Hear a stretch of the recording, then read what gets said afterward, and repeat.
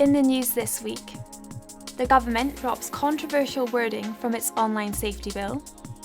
Nicola Sturgeon is accused of endangering women with her government's Choose Your Own Sex bill.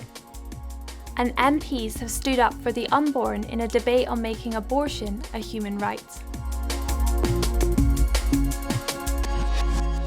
Hello. The government has dropped provisions censoring content deemed legal but harmful from its controversial online safety bill following pressure from Christian Institute supporters and others. Culture Secretary Michelle Donnellan noted that concerns have been raised by stakeholders and members of the public on a number of issues, including a desire to go further on child protections, wanting better protections for legal speech, and a concern that too much power over what we see and engage with online rests with tech giants themselves. The climb down means social media companies and big search engines will not be required to decide which opinions adults are allowed to hear and read online. The amended bill will also expand and strengthen some protections for children and ditch the troubling harmful communications offence. The Institute's Simon Calvert welcomed the changes, but called on the Culture Secretary to ensure mainstream Christian views were not filtered out by big tech. In terms of their direction of travel, I'm content that the government is trying to do the right thing, that they don't want ordinary innocent Christian content to be blocked by social media companies. But then there's the role of Ofcom, and then there's how the social media companies interpret it. Nicola Sturgeon has been slammed for endangering female-only spaces by pushing ahead with plans to allow people to choose their own legal sex. The Gender Recognition Reform Bill extends sex swaps from adults to 16 and 17-year-olds and removes the need for applicants to show any medical evidence of gender dysphoria. The First Minister spoke at an event by Zero Tolerance, which campaigns to end male violence against women. Ahead of the event, attendees were asked not to raise any concerns about the bill. But Delegate Alexandra Darch interrupted Sturgeon, saying, "I've received rape threats, death threats from men who self-ID as women. Women are being assaulted because they are standing up for women's rights. Shame on you. You have fermented this culture in Scotland."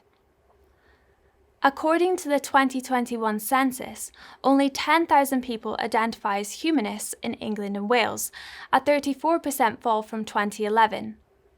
Humanists, atheists and agnostics now account for just 0.1% of all those who responded, with Wiccans outnumbering humanists for the first time.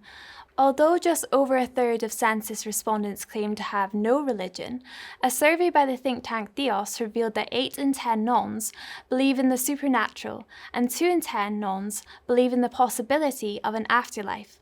Almost half of the population, 46.2%, describe themselves as Christian, which remains the most common response to the faith question, despite falling from 59.3% over the past decade. And finally, several MPs have defended the unborn during a debate on a petition calling for the government to include abortion in its proposed Bill of Rights. Currently, abortion is permitted up to 24 weeks for most reasons, but is available up to birth for children deemed to have a disability.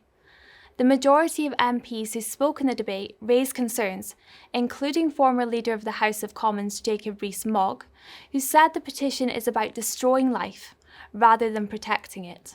This is the cult of death. It is the great tragedy of abortion, and that it is considered normal. And that this extraordinarily high number of babies that are destroyed is something that should sadden us all to the depths of our souls. And the idea that we would protect something that is so wrong and ignores that second life, and that we should say that that is an absolute right on a par with free elections, seems to me to be an absolute tragedy. In response, Edward Arger, the Ministry of Justice, confirmed the government do not intend to include a right to abortion in the Bill of Rights. Well, that's all for this week.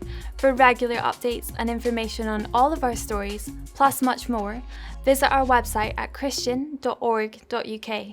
Until next time, goodbye.